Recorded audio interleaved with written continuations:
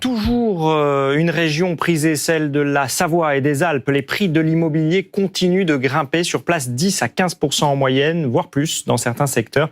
De nouveaux clients urbains quittent les centres-villes et les biens se vendent aujourd'hui à toute vitesse. Reportage Renaud Gardette et Frédéric Basquette.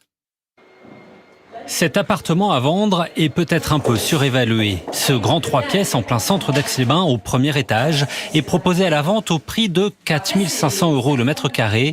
Trop cher selon les agents immobiliers à cause de plusieurs facteurs. Et pourtant, le propriétaire-vendeur tente sa chance. Une position courante en ce moment.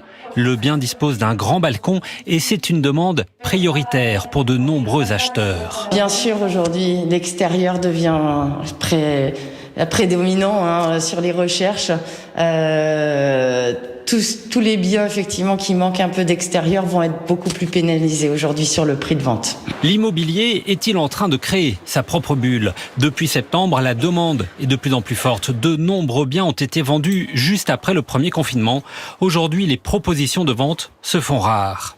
On a observé effectivement que les clients acquéreurs potentiels étaient prêts à acheter les biens. Je dirais pas à n'importe quel prix, bien évidemment, mais vraiment à des prix bien au-dessus du marché. Dans l'avant-pays savoyard, à Novalaise, à côté du lac d'Aiguebelette, les prix sont moins élevés que dans les grandes villes. Mais ici aussi, la hausse est très forte, plus 15 à 20%.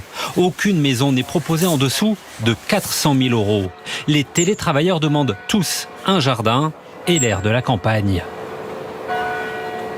C'est surtout qu'aujourd'hui, on n'a plus de négociation. C'est-à-dire qu'on rentre une maison, elle est vendue dans les 24-48 heures à son prix. Donc en effet, ça a un impact sur les prix. C'est l'offre et la demande. Le marché de la location est lui aussi très tendu. Selon les professionnels, les taux d'intérêt, toujours très bas pour l'immobilier, ne sont pas prêts de changer les choses.